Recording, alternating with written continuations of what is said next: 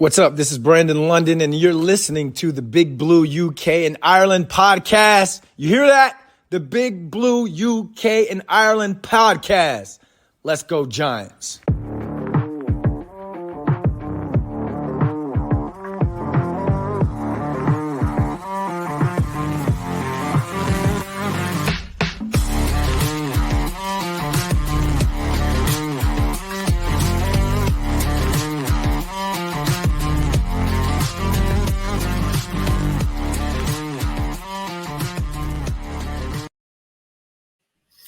Welcome back, Giants fans, to the latest edition of the Big Blue UK and Ireland podcast. This week, we are 75% British, 25% Irish, but absolutely still 100% Giants. Got there in the end. It's Dan, Shane, Kev, and producer Craig in the house as we celebrate the arrival of the 2023 NFL draft with round one coming up tomorrow night. Tonight, isn't it? Coming up tonight, yeah. It's Thursday. It's coming up tonight. Lost track of what the day is. Sorry, lads. And to celebrate, we thought it was about time we completed our own mock draft. So to round out this week, we'll bring you the 2023 Big Blue UK and Ireland mock draft. We'll also make a few predictions at the end as well, so stay tuned for those. Guys, how we doing? Yeah, great. I mean, I love every episode with you guys. I absolutely love a mock draft episode. There's no better episode than a mock draft episode. Little bit rare this year, kind of picking so late, which is something I've never seen in my life before. Other than that one time we traded up for DeAndre Baker, which we won't talk about anymore. But yeah, pre-draft mock. Draft is literally right on top of us now, so buzzing. Yeah, very much so. I mean, we will enjoy doing this mock. I don't know if we'll get many of these picks right, but I do think we'll get a lot of the positions right. And it's very interesting to see where we're going to go. I have full faith in Joe Sheehan, Brian Dable, and the rest of the front office to be able to bring some players in that will contribute. Now, if we just keep these players healthy, and with the draft class from last season coming back healthy this year, it should be a good crop of young players to be able to move forward. Yeah, I mean, we've been speaking for weeks about mock drafts, and we must have at least 100 in our group chat. So it would be nice to finally get one that we can show off to the world, and hopefully they agree with what we decide to do. It's mock draft time, baby. Yeah. I mean, yeah, there's been so many going around, isn't there? Just between us four. So it's about time we put one out there for the viewers and listeners to get their teeth into as well. So looking forward to that in a bit. We are pre-recording this episode because producer Craig is off on his jollies, off to the Far East. So, bear in mind, the opinions and facts and things may change slightly. So what we're going to sort of talk through tonight is our opinions at the moment. Things could change in a matter of hours, a matter of days, whatever. So, yeah, just be mindful of that. But, it doesn't mean it's any less, it's going to be any less fun or any less relevant. But, yeah, we are pre-recording. So apologies for not being live. We do like being live and interacting with our listeners and viewers. Before we bring our mock draft, however, Shane and Kev are going to round out their top 5 prospects at each position, finishing off with the DBs, both safeties and cornerbacks. Both positions of need for Big Blue, so keep your eyes peeled for some top-tier talent that could be making their way to MetLife come this weekend. Lads, DBs, over to you. Safeties first. Yeah, so I'll start with my top 5 first. So the resounding number 1 is Brian Branch out of Alabama. There's a lot of questions if it's going to be kind of a safety or more of a nickel, but I think he'll be a bit of a hybrid where they'll be required to play kind of both in the NFL, as I've mentioned previously. Number 2, I've got Antonio Johnson out of Texas. 3, I've gone for Jordan Battle, who's a little bit of a under-the-radar safety for me. Number 4, I've gone for JL Skinner out of Boise State. And then at number 5, I've gone for Sidney Brown out of Illinois. Yeah, so not too dissimilar. I've gone for Brian Branch. I think he's everyone's number 1 on the board. He's such a versatile player. Can play the high free safety, can play in the box. He's a big hitter, fast. He plays nickel as well. He'd be a great fit for our defense, to be fair. Antonio Johnson at Texas A&M, he's a great zone safety. So he would allow Xavier McKinney to play more in the box while he played the zones. He isn't a flashy player, just very, very solid. One of my favorites is Jamie Robinson out of Florida State. He's played both safety positions in the past, but he's very much a better box safety, very athletic. That would allow McKinney to play the back end, which he's been playing for last year. I've gone Christopher Smith out of Georgia. Again, he's more of a very good sort of free safety, very rangy, very fast, can cover the whole back end of the defense, a little on the smaller side. And then Sidney Brown again out of Illinois, definitely suited as a strong safety, more of a box player again, but very, very good speed. Only downside with him is a little mismatch against safety, against tight ends. The tight ends sort of get the better of him. But yeah, so my top 5. Nice. There's always got to be a Georgia Bulldog in top 5 on defense, right? Because they're a defensive powerhouse. But all right, with only 4 out and out safeties drafted by the Giants over the last 25 years, and 2 of those being day 3 picks as well. In the event that we do draft one, sort of going, day 3, who should we be looking out for? Any names you can drop that we can be looking out for on day 3? I think the ones that stand out for me is, and the first one I'm going to mention, he might sneak right into the back end of the 3rd round, but potentially a Ronnie Hickman out of Ohio State. I also like the 2 Florida guys, Rashard Torrance II and Trey Dean III. And then someone like a Brandon Hill as well out of Pitt. He's a guy that I'm quite high on, who should be there on day 3. Yeah, I mean, one of my favorites is Brandon Hill. I think he's out of Pitt. I think we've actually brought him in for a visit as well recently. I definitely like him in the 3rd round. Kevon Merriweather is another sort of Iowa safety. Dane Belton went there last year. Another solid player that could come in and play. I mean, day 3 is a very good sort of round for us taking a safety, I believe, this year. The simple fact is, I do believe, obviously, McKinney's there as a leader of the defense. He's going to be there for long term. We're going to sign him, but I do think Bobby McKeon can hold the fort down as a free safety. And then obviously, I do think Dane Belton can play the strong safety with McKinney in the back end if we decide to go that route while a rookie develops. Yeah, can you believe we've only actually drafted, like I said, 4 safeties over the course of since the turn of the century? How mental is that? And 2 of them, McKinney and Belton, yeah, in very recent years. So mental. It's pretty crazy. There you go. But yeah, thanks for those. I've noted a couple of those down, so I'll keep my eyes out for them. All right, moving on. Corners. I mean, we all know that we're in need of a corner, right? Yeah, so Yeah. Go on, Sid. No, sorry, go on.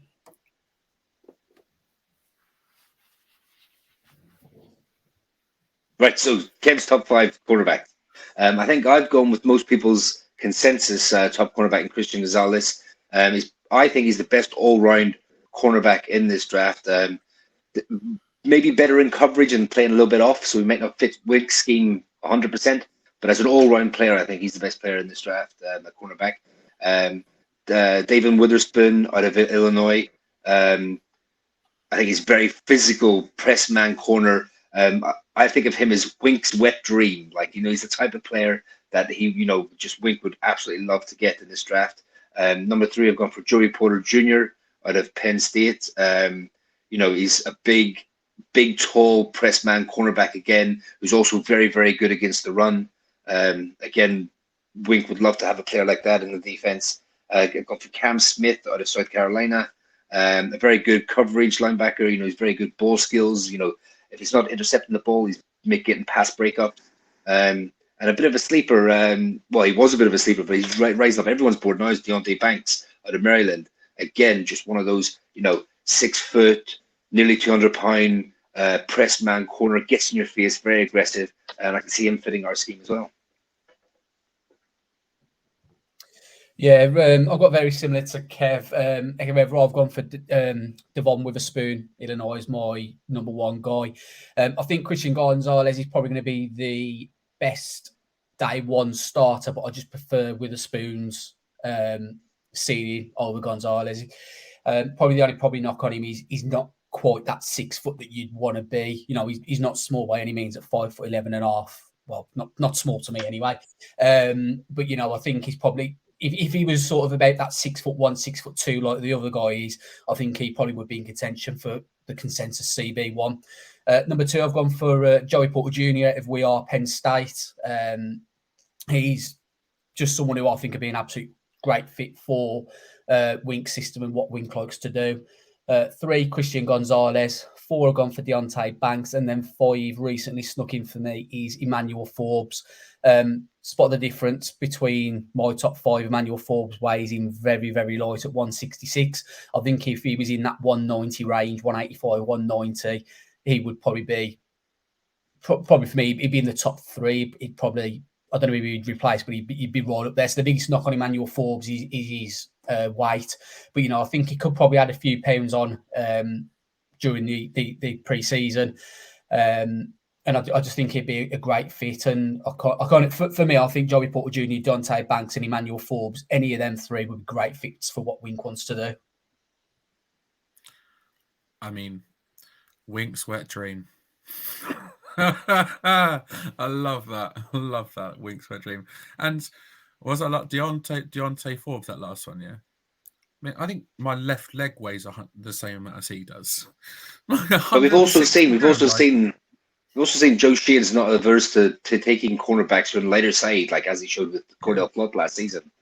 Yeah, man. I think there's it may be a little bit of a downside, but like you said, saying that the chances are you could probably put on some weight during the off-season, during sort of camp and moving into up to the season. So just because he might be a bit on the smaller side now doesn't mean when come September he's going to be that same size as well. So, all right, with many sort of fans and analysts alike predicting a corner in round 1, are there any of those top 5s you still expect to be on the board at 25 on the board at 25, or think will be on the board at 25? And if so, who would you pick? I think the guy I'd absolutely love out of all them, obviously Joey Porter. Why not Penn State? But I'm going to go on the basis that them 3 are going to be gone. I think Joey Porter's one of those that he either just makes it to us or we're just going to miss out. I think kind of that 20 range, early 20s is kind of his floor, really.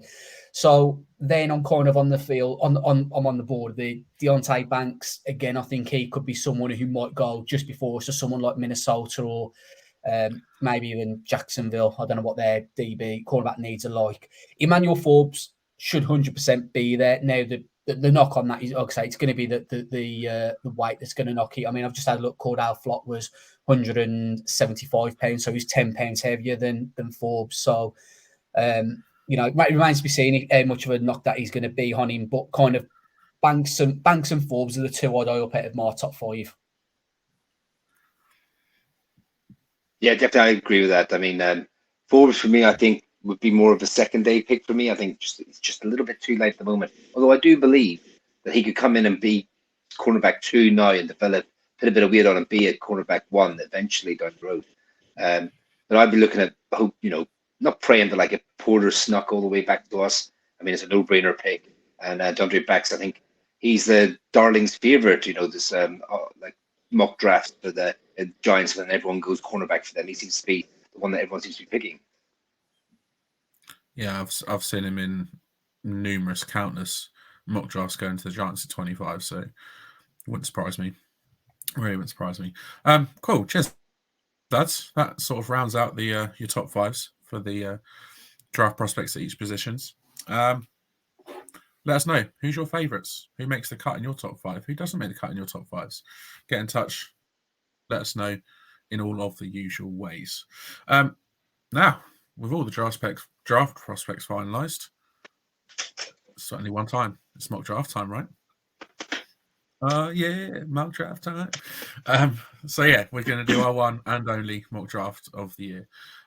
It's going to be a bit different from most mocks, as we are going to do it in sort of a GM, head coach / scout setup.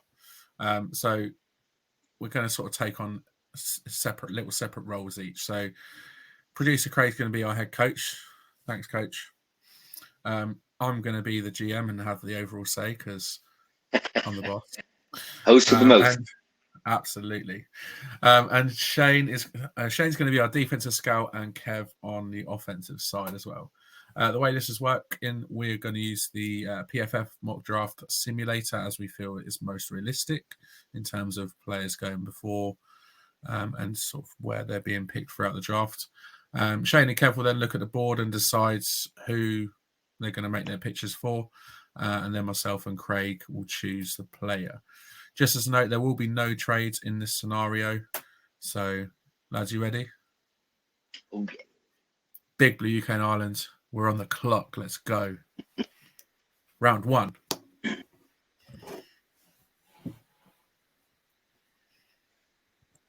I will say as well, like, if there's certain types of players on the board, doesn't have to be offensive or defensive, that either me or Sheehan want to sort of bang the table for, we will sort of make that call as well as we go through the draft.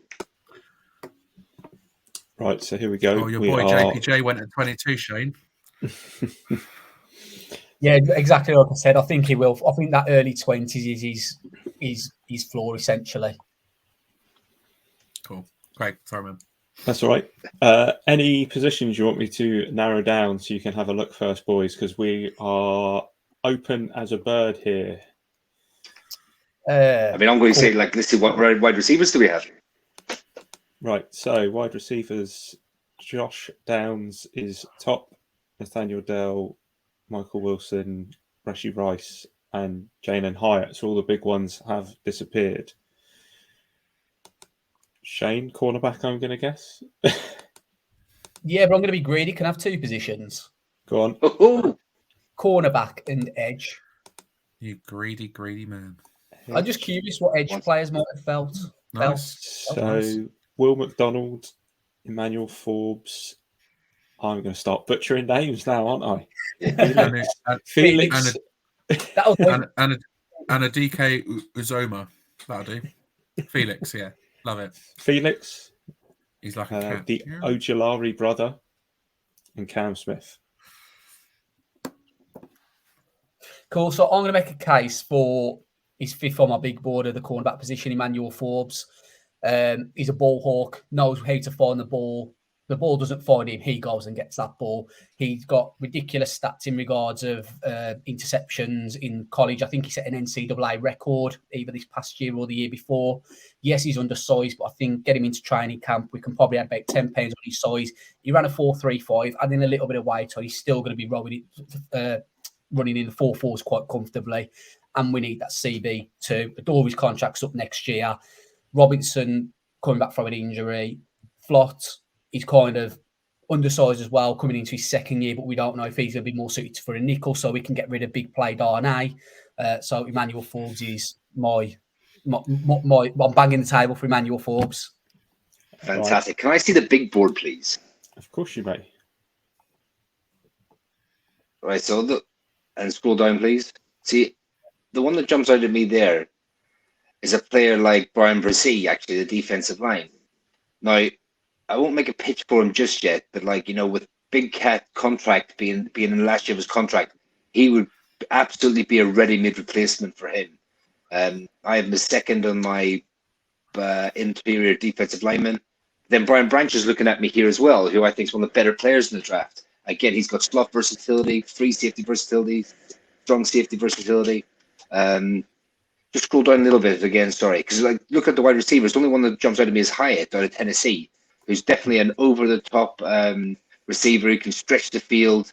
He's the type of player that, if you want to sort of make defenses honest, they have to respect his speed. Last season, he caught 16 touchdowns. He went for over 1,000 yards. Everyone thought Tillman was the big play on that Tennessee offense when really it was him. He came out and lit it up with Hendon Hooker at Tennessee. So I'll make a case then for wide receiver, Jalen Hyatt out of Tennessee to be our number one receiver in this offense.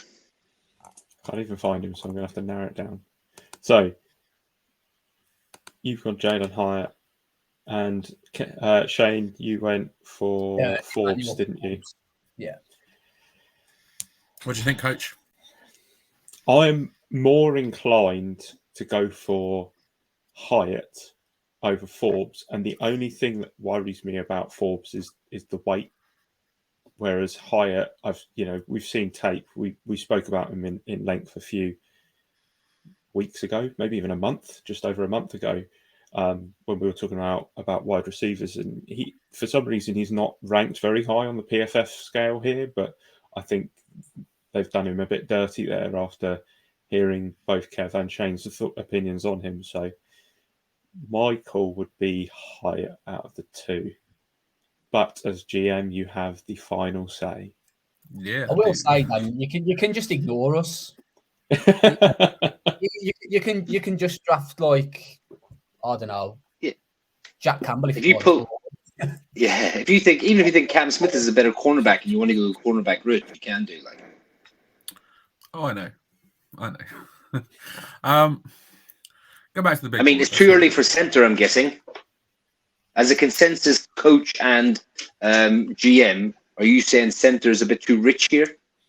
Yeah, 100%. I think a center's too rich to draft. There's 6 starters in the NFL that were undrafted free agents that play the center position. We can get one in undrafted free agency. Let's not waste these picks. I will say as well, I mean, Fair point. Even if you look at the age, I mean, Will McDonald, it might be a little bit rich for him here. I mean, Michael Mayer, for me, if we didn't get Darren Waller recently in that trade, I'd be all over Mike. I'd be absolutely throwing tables, not banging tables for Michael Mayer at this position. I mean, of course you would, Kev.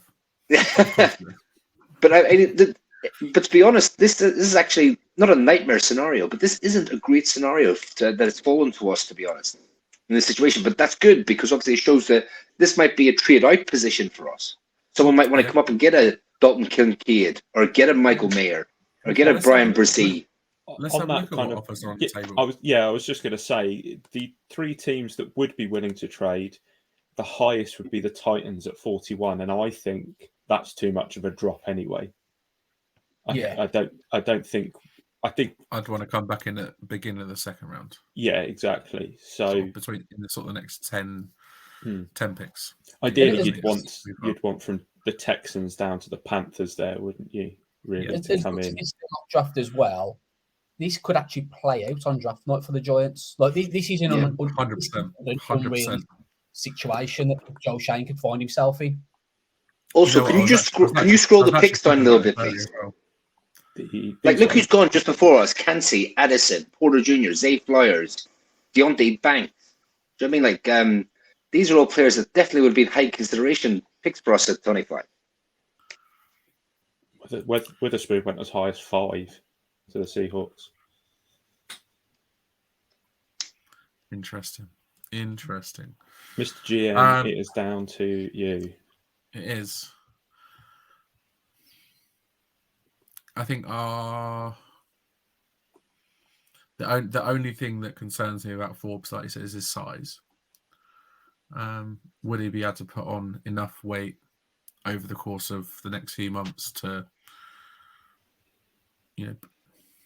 Well, you're drafting him to be a number 2 cornerback this year with hopes he'll be number 1 the year after. Oh yeah. I mean, there's plenty of time for him to develop, and I like what I've seen from him. I mean, like if you look at Emmanuel Forbes, he ran a 4.35, 37.5 inch vertical, which ain't too bad. And he had 6 interceptions this year, 3 last year. Gave up 3 touchdowns this year with a grade of 87.2. Exactly. He's super fast, and like you said, he's a ball hog. See ball, get ball, and that's what you need in the corner, right? It's just that size that's the issue. Yeah, but that's something you can work on. That's something the coaches can work on. So is that draft? But at the same time, you only get 7 minutes to make a pick or whatever it is. Yeah, that's very true. I think I am edging more towards corner. I think it's more of a we've got a good bunch of receivers as it is, and I think corner is a bigger need, in my opinion, than the receiver is at the moment. I mean, if you're Okay, thinking, draft Cam Smith then. Go on. Well, I was going to say, if you want to go corner, but maybe you're not sold on Emmanuel Forbes, if we have a look at what other corners are available, now what I will say, I'm probably not as high on Cam Smith as what Kev is. I prefer Darius Rush, his college teammate in the later rounds.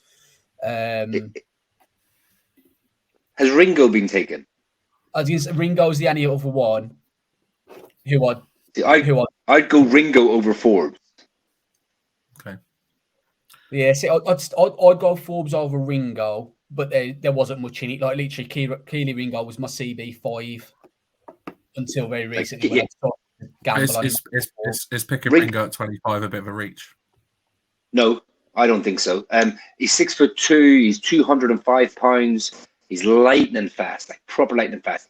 His technique needs a little bit of work. He's a little bit stiff hipped, but he's got again. Wink would love him. I mean, Wink would mold him into a top corner in the league. Wink's and he's from Georgia. He is from Georgia. And something else that's quite important as well. At the time of being drafted, he's going to be 20 years old. So he's a really, really young cornerback. So got plenty of time to develop. And if you draft him, you very well could have your cornerback for the next 8 to 10 years, and that's not even exaggerating because he's so young. That's a fair point. 20 years old, man. 20 years old. All the attributes, all the measurables.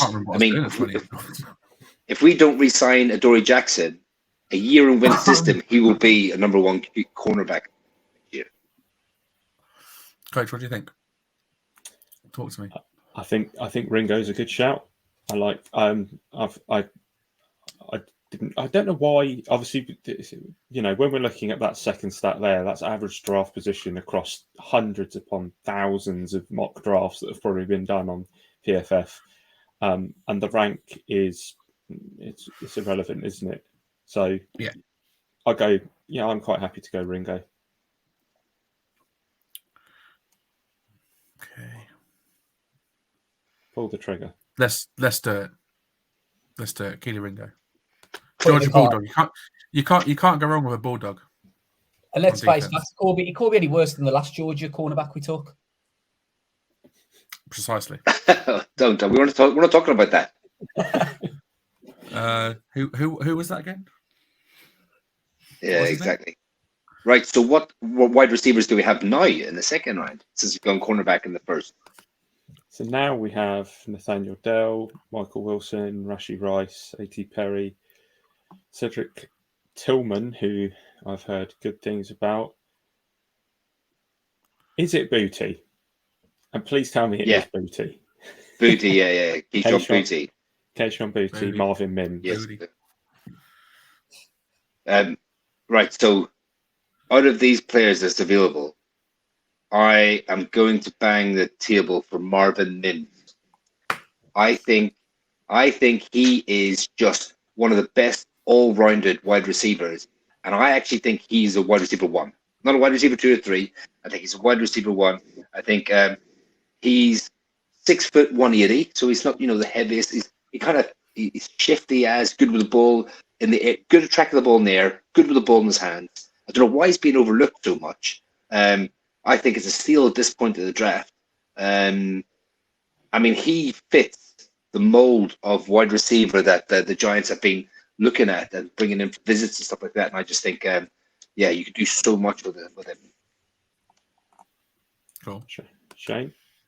Yeah, I mean, if you're going to go wide receiver, Marvin Mims, 100%. I was hoping Kev would say his name. 5'11". Again, he's just 21 years old when he's being drafted. Ran a 4.38, had over 1,000 receiving yards this year in only 5 drops. So, he's reliable when the ball comes his way. I think he's going to be one of those players that's going to be drafted, and in 3 or 4 years' time, people are going to say, "How was he wide receiver 8 or 9?" Because he should have been in the top 5 wide receivers. But as defensive scouts, edge and linebackers, please. Edge and linebackers. There we go. Oh. What about Clayton Simpson? I prefer other linebackers as well. I didn't expect Trenton Simpson to be. I thought I'd see Jack Campbell's name. I'm guessing Jack Campbell. Is it Jack? Yeah, Jack Campbell, isn't it? I'm guessing he's been drafted. Yep, pick 44 to the Falcons. That seems about the right place for him, to be fair. Yeah. I'm going to make a play for Trenton Simpson here. So if you want to go offensive and you want to go wide receiver, 100%, I love the Mims pick. Trenton Simpson is just he's a versatile linebacker. He can do a little bit of everything. He's okay in coverage. He's okay stopping the run. Good size. He's got prototypical size. He's kind of, let me just get it up here, 6'2", 235. Maybe you want him to be a little bit 6'4", maybe, but 235 is not bad. Ran a 4.43. Had a coverage grade of 70 in this season. Just only had 9 missed tackles on over nearly 70 successful tackles he met. So he doesn't miss the ball carrier very often. Linebackers still. I know we've drafted Bobby Okereke, but behind him we still got question marks. Beavis is coming off an ACL. We don't know what we're going to get, and he didn't play anything last year, so he's still got a lot of learning to do because this is his rookie season essentially. McFadden's more of a blitzing linebacker, and I'm not 100% sold on Jared Davis. So look, Trenton Simpson's the one who I would make the case for if you want to go offensively. Is he your number one linebacker in this class? Yeah. Can I just have a look at center just to play devil's advocate? Of course. I have a quick question for you while I'm doing it. Yes. Out of the 2 positions that you've pitched so far, so wide receiver and linebacker, what has the quickest drop-off of quality? Good question, Coach. I'd say linebacker. So there's more depth and receiver from this point on still. See, I'd say wide receiver, but I think you can get better. There's always you can always get a 5th or 6th round wide receiver. I'm not saying we'll wait till then, but I will just say one thing. I do believe Marvin Mims now in the 2nd round has potential to be your number 1 wide receiver going forward, right? Mm-hmm. Whereas I do believe in the 3rd, 4th, 5th round you won't get a wide receiver 1. You'll get good wide receiver 2s, good wide receiver 3s. I believe you will be able to get another linebacker. I believe we'll be able to get a starting linebacker in later rounds, whereas you'll get another wide receiver number 1 in later rounds. Does that make sense? It's a lower ceiling the lower you go. I will say as well. We've already got plenty of receiver twos. I will say with Marvin Mims as well, he's got that kind of a little bit of inside flexibility. 126 snaps in the slot this year, 209 last year, and he had 288 wide snaps this year to 67 last year. So he has got that kind of inside versatility that Giants seem to be kind of zoning in on, I'll say. Here you go, Kev. Here's your sentence. Any centers tickle your fancy? Yeah, lots. But I do believe, as I said to you lads offline, I think we will be able to get a starting center later in the draft. Cool. Coach, what do you think? I'm sold on Mims. I'm going to be honest. I mean, the fact that both our scouts have made a very, very solid case for him. I've seen a lot of chatter on Twitter about him. Yeah. And also the fact that we've already got plenty of, like we said, sort of 2-3 receivers. We've got plenty of slot guys. I mean, we got pretty slotty a few weeks ago. Marvin Mims is. I mean, as soon as Kev picked his name out, I saw the reaction on Shane's face, and yeah, I'm happy to go Marvin Mims, man. There we go. Let's do it. Got to love a Sooner as well, you know. 2 big colleges in the first 2 picks. Here we go. Back on the clock. Pick 89. Where we going, boys?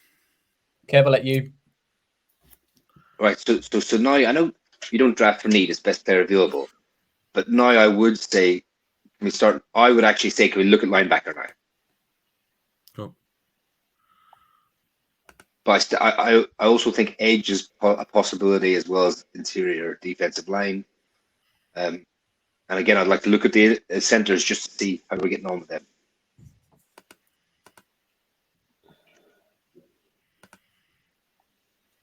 What about you, Shane?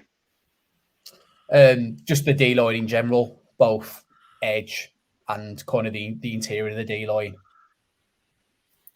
So centre wise, you've got Scruggs. Your boy Juice. You've got Oluwatimi. Oluwatimi, yeah, Michigan. Get in. Jake Andrews. I don't know if Voorhees we know is out with an ACL, so he's a risky pick. It's not going to be your centre. Do you know what? Right, just quickly, right.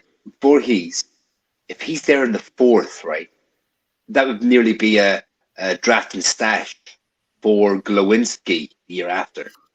Well, we'll see what happens we'll see what happens in round 4, eh? Yeah. But just one of those, like, if he starts to fall, I mean, it's good value right now, obviously. Yeah. If he starts to falls fall, even further, yeah.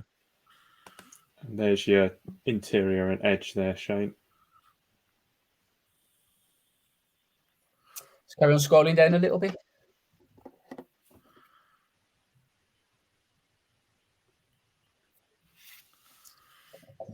No, just quickly look at the safeties as well. God, I'm going defensive here.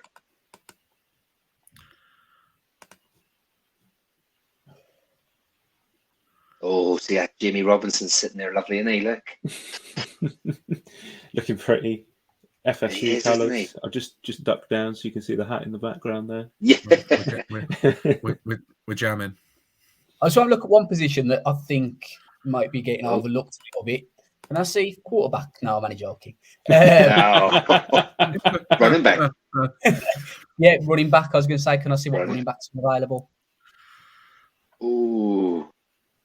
Oh, I can make a case for either of the top two. So my argument's going to be go for running back. If you want to go running back, come back to me as to who it'll be, because both of those two guys I absolutely love. They're both in my top 5, Dwayne McBride and Tank Bigsby. The reason I'm saying running back is, and we don't know what's happening with Saquon. There's no guarantees he's going to be back next year. He's also going to be a year older, so could you see that drop off that everyone keeps referencing? I don't think our mate Gary has got the quality to take over, and obviously Matt Breeder's just Matt Breeder kind of thing. Yeah, exactly. So no disrespect, but I think it'd be a great chance to draft a running back here. 3rd round is great time for it. I think you've got 2 great options on the board in Dwayne McBride and Tank Bigsby. And there's no pressure on them to go in day one and absolutely play. That can sort of split shares if need be and maybe take over in the second half of the season. Great volume from Breeder. I probably lean towards Jimmy Robinson here.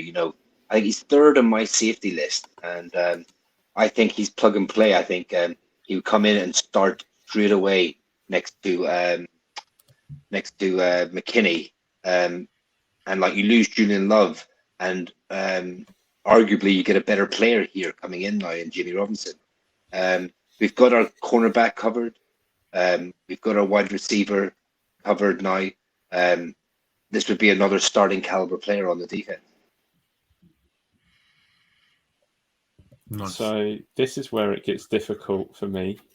So we were talking before this about every time we do a mock draft, there's always, what did we say, Kev? About 5 players, which they're always there, and you're always like, well, go on then, we'll take them because Tank Bigsby and Jamie Robinson are both there. I've taken them so many times in mock drafts.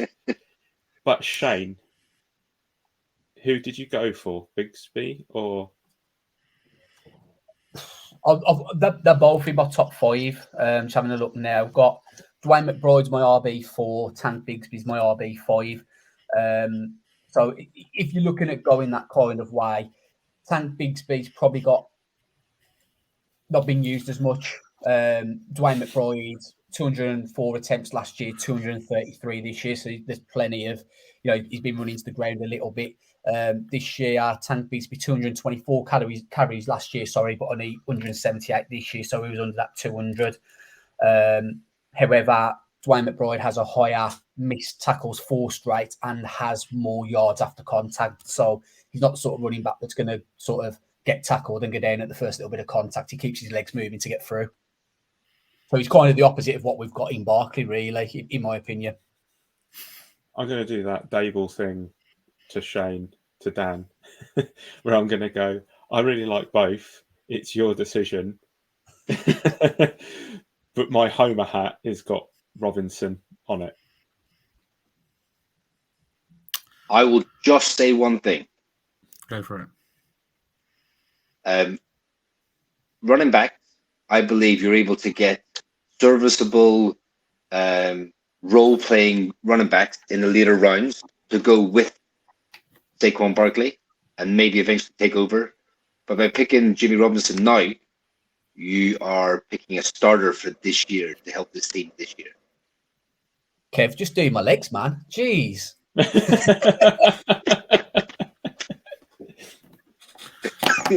I mean, obviously, with in terms of running backs, yeah, we have to think of the future and looking past Saquon and he potentially not being here next year.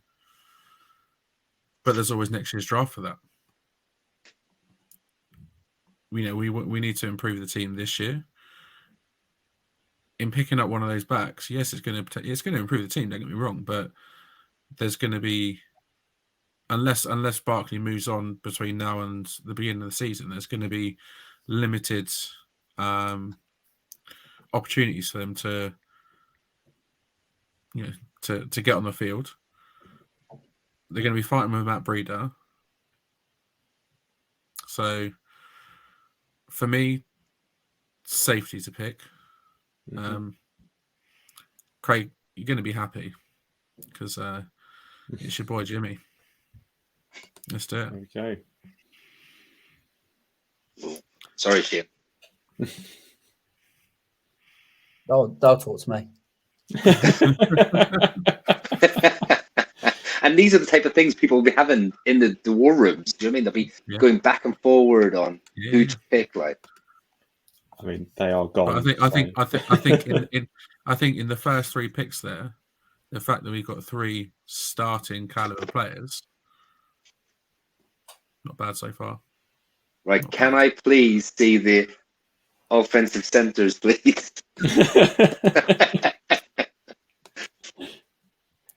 Your boy Juice is still there. Oh, Voorhees is still there as well. that he is. See, the drop's real. Just to quote Kev a couple of minutes ago, if Voorhees is there in round 4. But now, what if he's there in round 5? Oh, I know, yeah. I mean, what type of positions, GM and coach, are you? What positions are you thinking of now? Like, obviously, you're not thinking tight end yet. We've sort of seemed to have like depth at tight end. Tackle, we're not going to go for. Like, what type of positions do you guys want us to look at now? Interior O-line. Yeah. Center, running back, linebacker. Yeah. Yeah. So I've got Oluwatimi as my 5th center, who I think, again, he's squatty, he's strong. He's played in that really stout Michigan offensive line. He'll come in and he'll start straight away. He'll be starter, plug and play. He can play in the league for 10 years. Not a problem. And then you have Voorhees, who's one of my top 5 guards.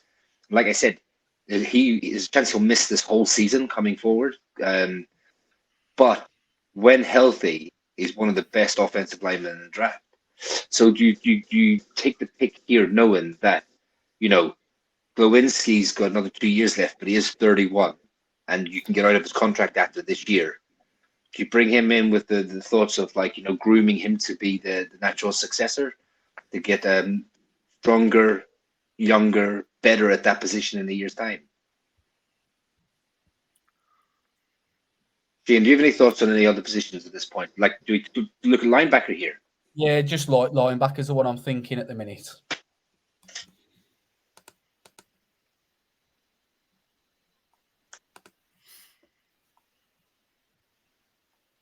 Oh, it's been a bit of a drop-off here, hasn't there, Shane? Yeah, massive. I was kind of hoping Overshone would be there as, one of the players like that. I'm going to hate myself for this. I'll go make a case for Andrew Voorhees.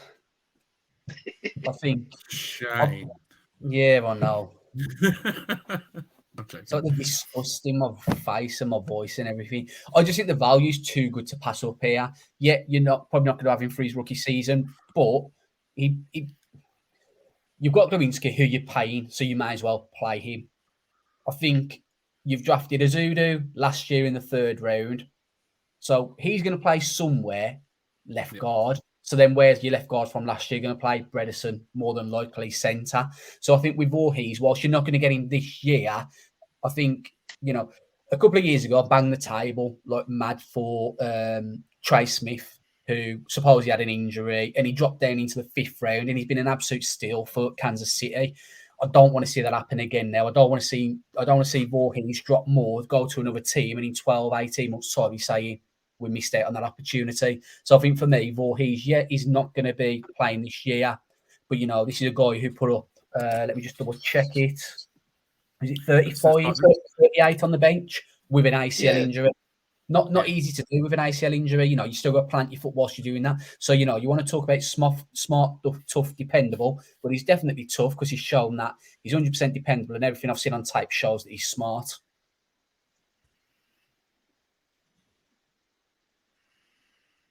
Very good. Let's center for this year, or a potential Pro Bowl guard going forward for next year. If Voorhees didn't have the injury, how high would he have gone? Middle second, early second, middle second. I'd say round 2 easily. And out of the centres going down, Jake Andrews, Jared Patterson's there, Ricky Stromberg, Shrugs was top of the list there. I mean, there's definitely enough centres there that I'd be confident we'd get the next round. What do you say, Shane? I was just saying John Gaines ain't a bad option either for later rounds. And I just seen Alex Forsyth then as well, who I know we've had previous comments about in our group chat. Yeah. So I think Voorhees might be the stash here. Yeah, I think 4th round on, this is where you are sort of thinking of future. It's development, and it's obviously it's not good for him that he's got the injury, but the fact that he is, if he didn't have that injury, he would be 2nd round talent. Dropping to us at 128 is too good to turn up, too good to turn down. It really is. And God only knows we need some help at guard, and we need consistency at guard as well. And if he can bring that in a year's time, then more than happy to take him now.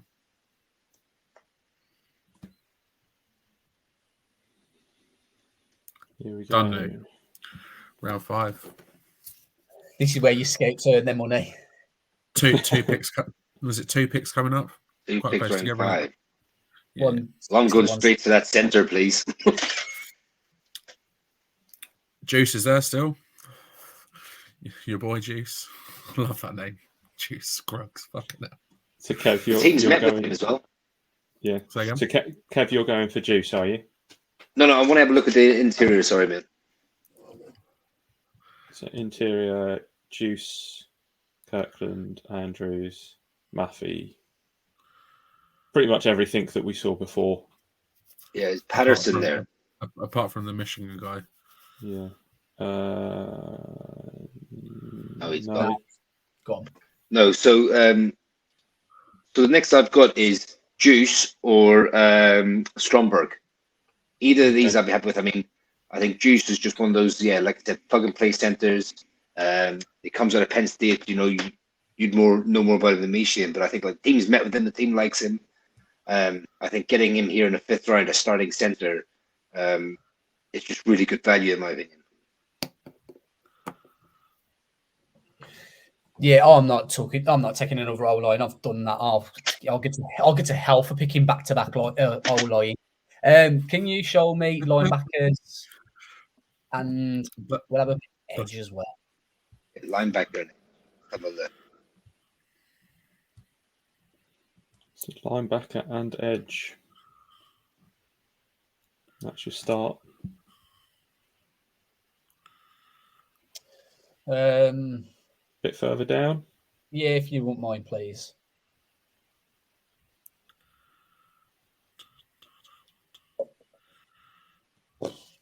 And sorry, one more. Interior D line.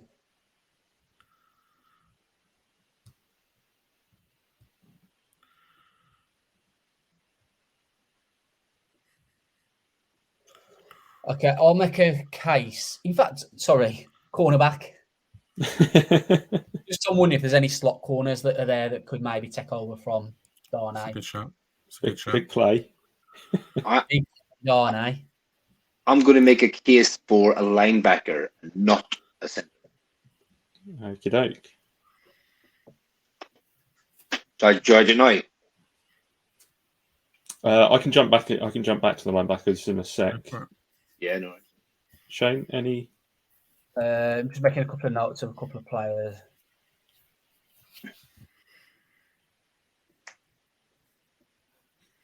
Yeah, if Kev wants to do his thing, I'm good. He's got his big board up. Yeah. Well, I'm just going to make a case for Cam Jones, Indiana Hoosier, linebacker. He's what, 6'1", 230 pounds. He did run a 4.69 40, but he projects as a typical Mike linebacker. That middle linebacker, great against the run, absolutely just tackles for days, really good against the run. And again, I think he's one of those players that's a really good foil for Okereke. Okereke is the athletic, do-it-all linebacker, gets sideline to sideline, and then Jones would be that stuffer in the middle that basically, and we really want to stop the run. You saw how bad we were against the run last year. You saw the emphasis that's been put on bringing in Nacho, bringing Hadi back. Look at other players like Aisha Robinson that might come in. An emphasis is really on stopping the run, and I think Cam Jones would be a great foil to Okereke. Nice. So I'm going to make a case for Tyler Lacey, the edge guy out of Oklahoma State. I think our edge depth's looking quite bad. I think looking from what Craig showed then as well, the depth drops off quite considerably at edge. Obviously, I know we've got Thibodeau and Aziz. That's absolutely great. But Aziz had trouble staying on the field last year. And behind Aziz, we've not really kind of got much. We want to talk about stopping the run. Tyler Lacey had an 87.4 run D grade last year. Needs to improve on getting to the quarterback. He's only ever had 3 sacks this year, 3 sacks last year, and 4 the year before. So, there is some development there. But I just think it's important to get some depth behind the edge, especially rotational and the way the league is these days. Edge guys are going to be rotating in and out of the starting lineup. So Tyler Lacey is going to be my pick here. Shane, could you just pull up a couple of Cam Jones' stats for me, please? Because I haven't got those to hand. Yeah, what was his position? Sorry, linebacker. Linebacker, yeah. So he only played 5 games this year. Guessing that's through to some sort of injury. And that's why he's dropped, I think. Yeah. So if you have a look at his stats for last year, which is a bit more information there, 11 games played, 14 missed tackles. He had 57 tackles himself with 17 assisted. 2022 in his 5 games, he did put up an 89.3 run D grade, 56.5 in pass coverage. Yeah, like I said, he's more of your sort of in the box tackle to tackle linebacker as opposed to Okereke covers the whole field.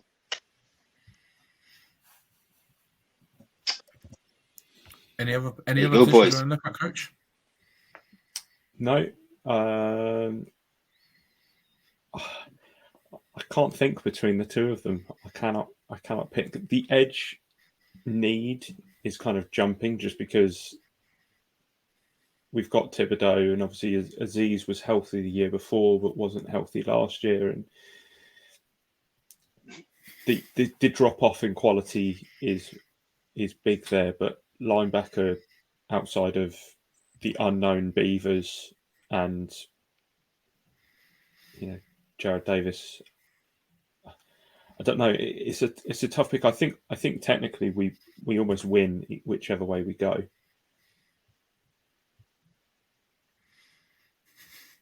That was big help. It was, wasn't it?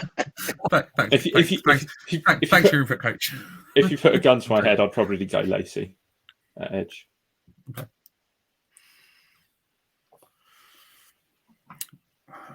I just think I haven't scouted him, so I can't say anything on him. We need. The thing is, we need depth at both of those positions. So it's a tough one. I think we need help in run. Like I said, we know how bad our run D was last year. We need help on run defense, and the linebacker, what was his name? Cam Jones. Yeah, he's good against the run, right? Yes, sir. So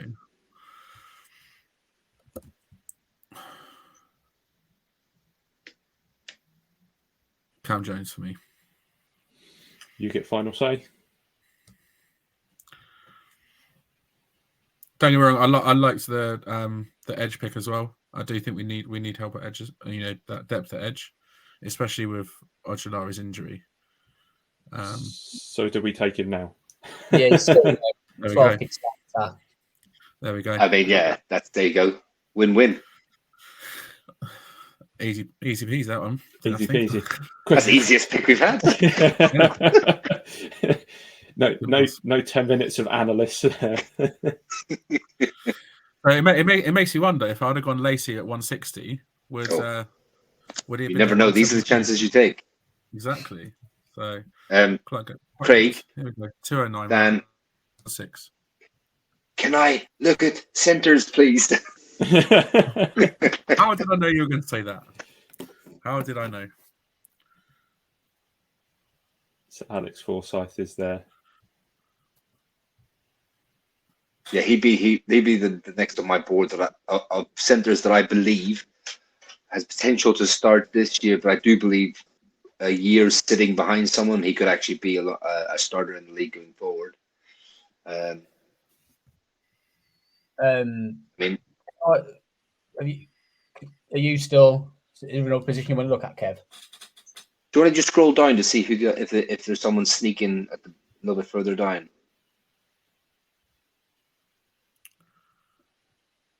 Sorry, no, the answer. See, my worry is if we don't take Forsyth here, will he be in the 7th? I know he's a 6th-round pick. I mean, he has potential to start this year, but I think he'll be better sitting behind a Bredesen maybe, and then be looking to start for the season after. Okay. What do you want to look at, Shane? Running back, please. Ooh. Yeah, Mohamed Ibrahim's going to be my option here. Out of Minnesota, he had a really, really good year. Was it last year? I think it was. No, 2021 he had his injury. This past year, Mohamed Ibrahim put up 1,600 yards, 1,100 yards after contact, 71 missed tackles forced. Also had 7 receptions on 7 targets. So whilst he's not targeted very often, he's proven to be reliable with his hands. And he had 20 rushing touchdowns as well. So he'll be the player I'm going to be voting for here. Oh yeah, I like Ibrahim. I mean, I had Rodriguez just in front of him, only because Rodriguez is more of a power back between the tackles, a bit of a thumper, who'd be a good foil for Barkley. But I think overall, Ibrahim is a better all-round running back. But like I said, I've got Rodriguez just a little bit ahead, just for that reason. I think that's quite a good pick here, to be fair. Cool. Any other positions, or are we thinking one of those two? I mean, you could double dip the wide receiver. We could see what the wide receiver pool is like at the moment. If anyone jumps out at us there, I mean, I'm very happy to double dip in certain positions because the more sort of like chances you take, the more chances you have of getting something.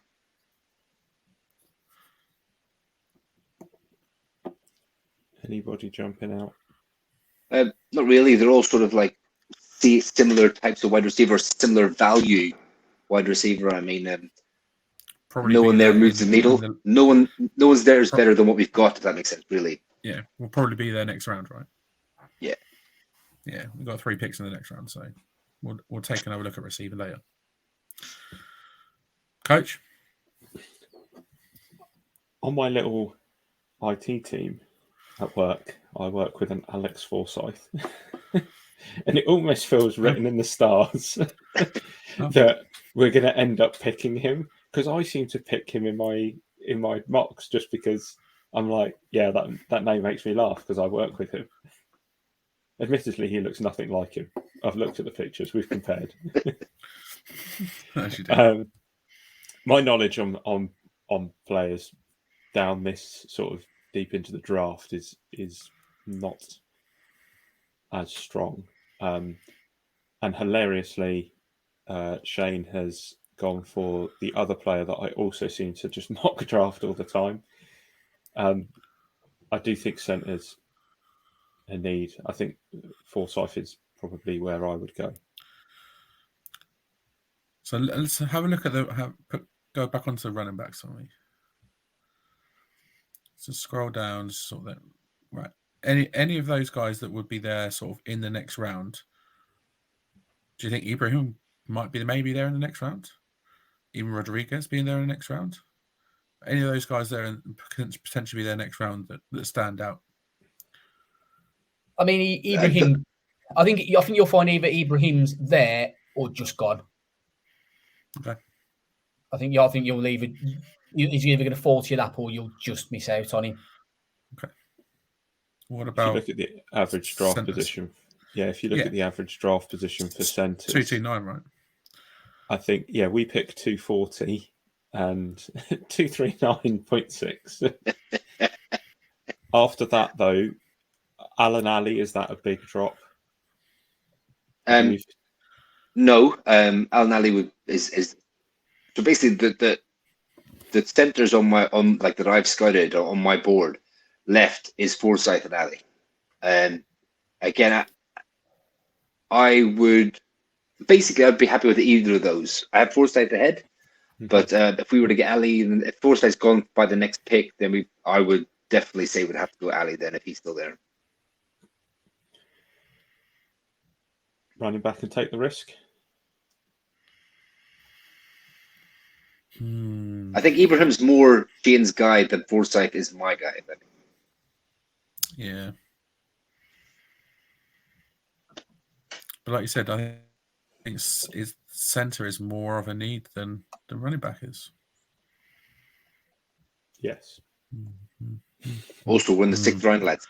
So. This is true. Yeah. This is true. Yeah. Well, let's go Ibrahim. Let's do it. We'll run the risk.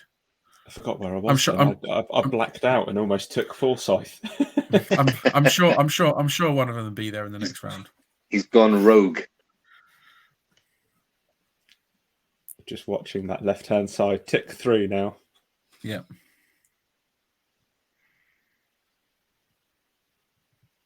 I didn't see Forsyth go. No, neither did I. He's sitting right there. It's another insta pick. Away you go. Now we have got 2 picks left. Let's have a look at receivers. What positions do you guys want to look at? Do you want to look at receivers, cornerbacks, tight ends, maybe? Tackles? Interior defensive line? Where do you want to go? I mean, we've got 2 picks left. You can pretty much look at all positions and at this point sort of go best available if you want. Yeah, pretty much. I mean, Jordan McFadden, highest. I think he's got. I think he's more of a guard going forward. I think that would be it's a 7th round pick. I think it's very good value there for him. Have we got interior? Yeah, I don't think we've gone interior. No, so we haven't. Jacob Slade. I haven't scouted him.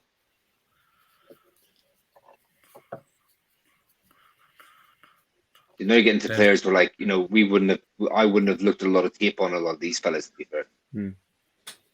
Shane, has anyone jumped out? Is this just the big board in general? Sorry. Yes, it is. So let's have a look at tight ends a second. Oh, Kev's interested. Oh,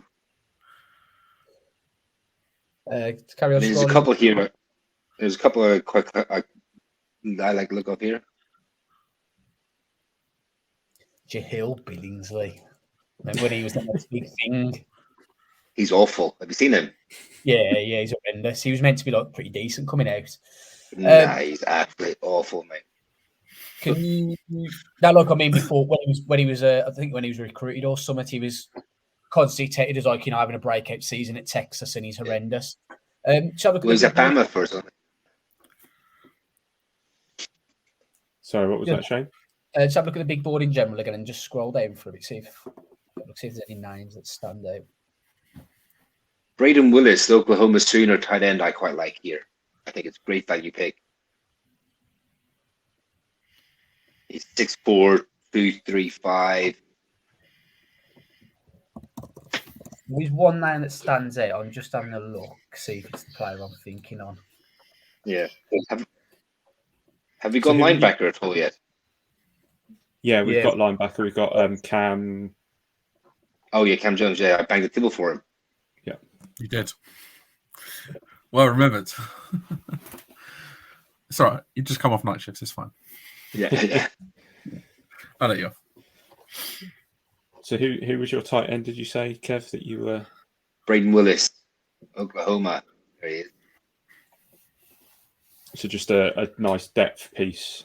Yeah, I mean, yeah, he's a good move piece. He played a lot of like H-back, inline. I mean, he's decent size, decent speed.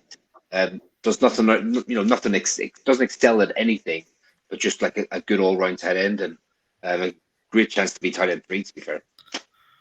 Cool. Shane. Yeah, so the guy who's kind of stood out to me, it depends on what way you want to look at going. So if you wanted to go for wide receiver, the one that would stand out for me is I think was it Elijah Higgins out of Stanford? Yeah, he's there. He would be there. Or if you wanted to look at going defense side of the ball and gain a little bit of depth on that D line, it'd be Jacob Slade out of Michigan State. Is that interior or edge? Interior. Jacob Slade. So it depends. They're probably the two names that stand out to me the most at the minute. So it depends on what you want to go for more. I mean, based on what we probably need, I'd probably go for Jacob Slade in all honesty. I think he's a bigger need than what the wide receiver is. We've got plenty of them. And we've already taken one as well earlier on, Marvin Mims. So Jacob Slade would be the one who I'd like to go for here. Yeah, I would agree. We need more depth at interior, so makes sense. Happy with that, coach? Go for it. Boom. Yeah. And now the last one. Lads, can I have a look at quarterback? There's 2 left. Take your pick. I mean, I'd happily take either of them too. The Tyson Badgett out of Shepherd, I think he had a great was Senior Bowl. He had a great combine. He blew all the Shepherd, Division 2 obviously, but he blew all the records out there. Really under recruited in high school. Obviously went down that route. Got a lovely throw. He throws the ball so well. But then Max Duggan is an absolute baller. I mean, he's very good on his feet.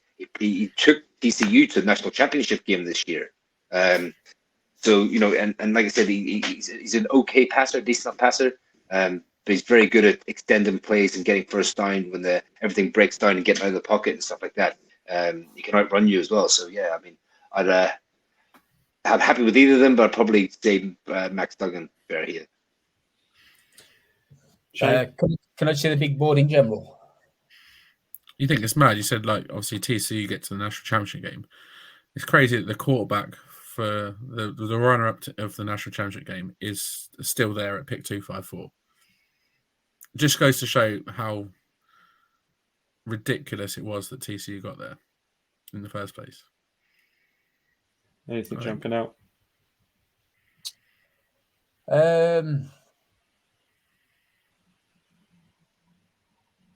No, I mean, look, if you wanted to get quarterback, I'd 100% say Mac's still going to be the pick here.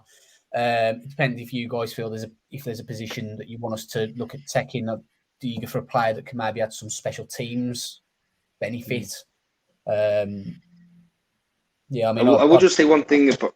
I will just say one thing about quarterback is like Tyrod Taylor is getting on. He's 34, 35. It's his last year of his deal. And it would be kind of good to groom a long-term backup behind because Daniel Jones.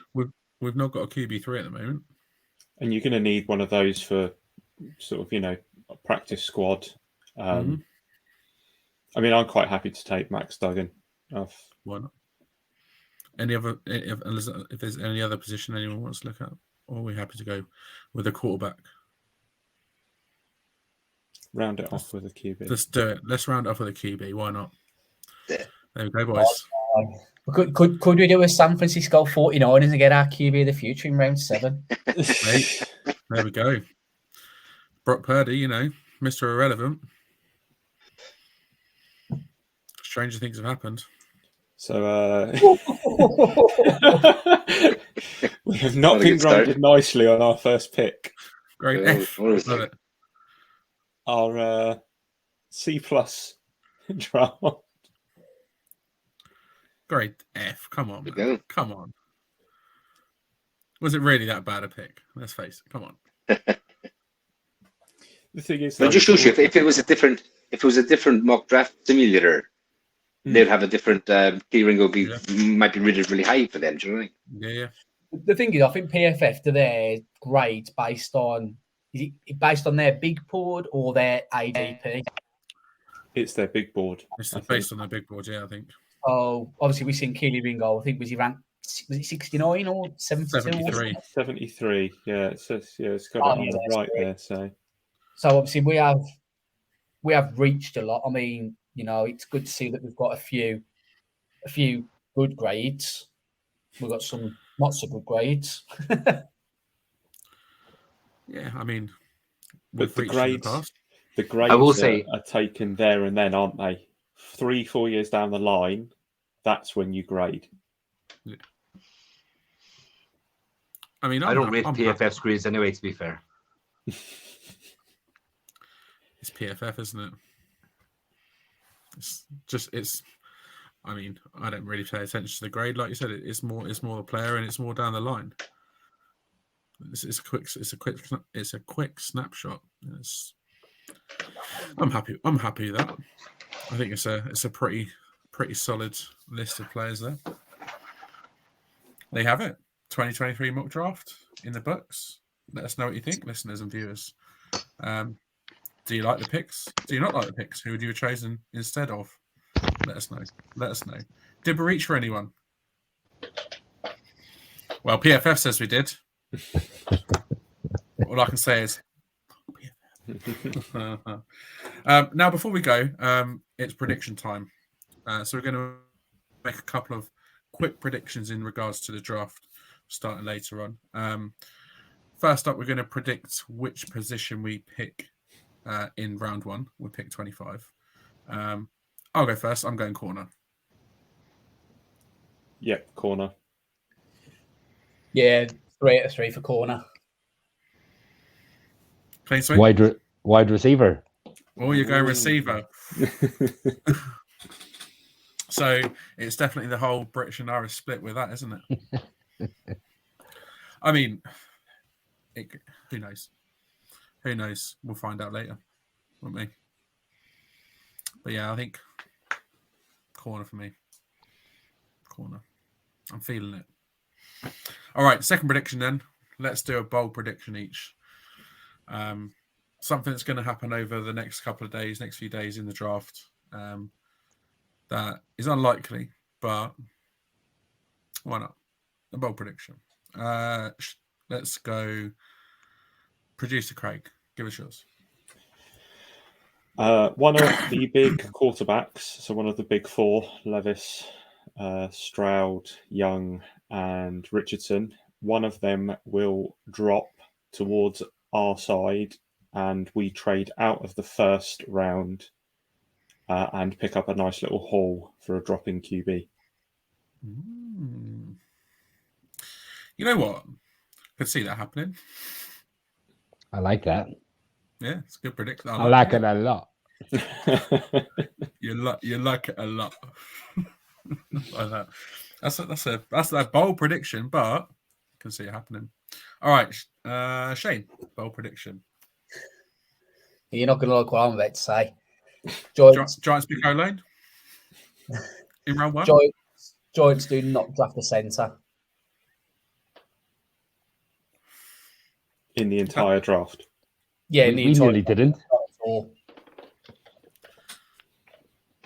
Nice. We'll pick one up in as an undrafted free agent, though. Exactly. Cut days. Cool. Kevlar? Only one wide receiver will be drafted before our pick. Ooh. JSN? Yep. So, If that happens, are you taking?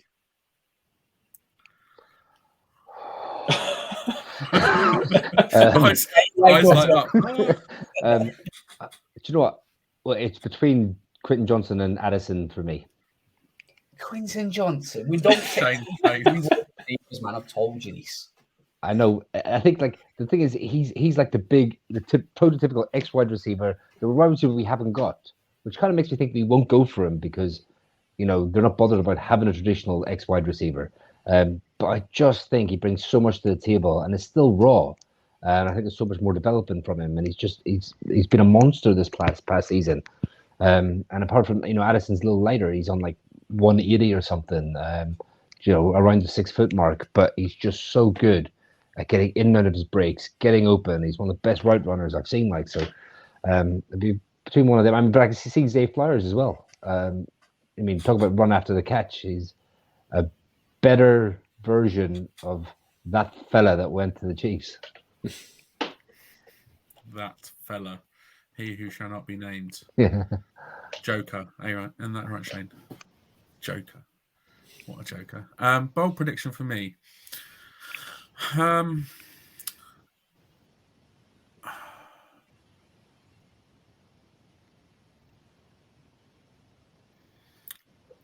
Giants trade out of Ray 1. That's just what Craig said. Yeah, but not necessarily for a drop. It's not as much detail as Craig. So you're just saying, regardless of what happens, who's on the board, we trade out of round 1. There's a team that want to move up, and there's a player that they want, and we trade out of round 1. How far are you projecting to drop? Oh, just to the beginning of the second round. Only sort of moving back, like we said earlier, within sort of 10 picks. Either that or more defensive players going round 1 than offensive. That's a bold prediction.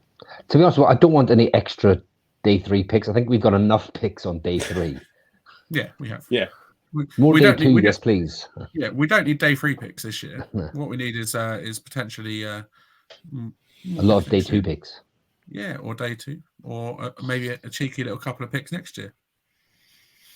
But yeah, that's my 2 bold predictions. We trade out of round 1, and more defensive players go in the first round than offensive players. There you go.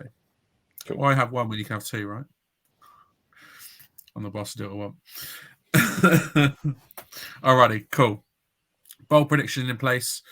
Round 1 predictions for the Giants in place, and all that's left to say is it's draft time. Roll on the draft.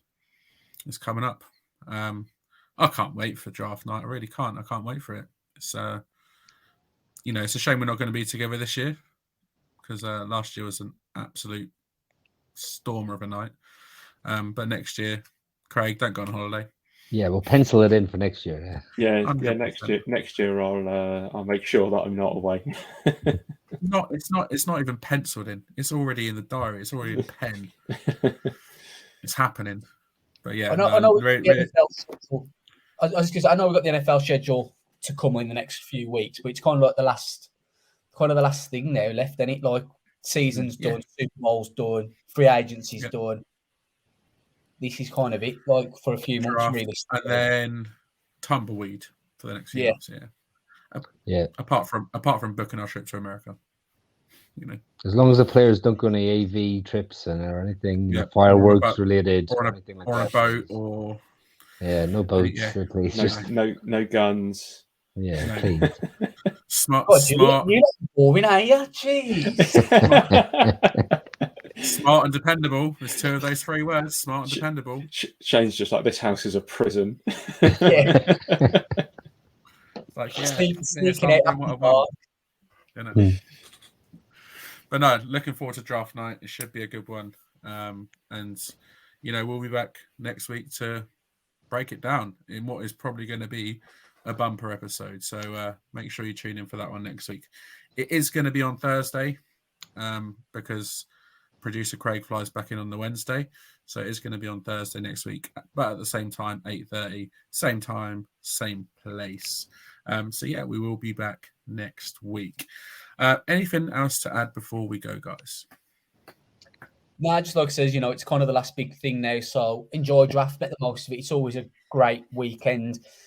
Just get a bit of a struggle sometimes on the Saturday afternoon when they can't seem to keep up with the picks and they're just talking absolute shite, in all honesty.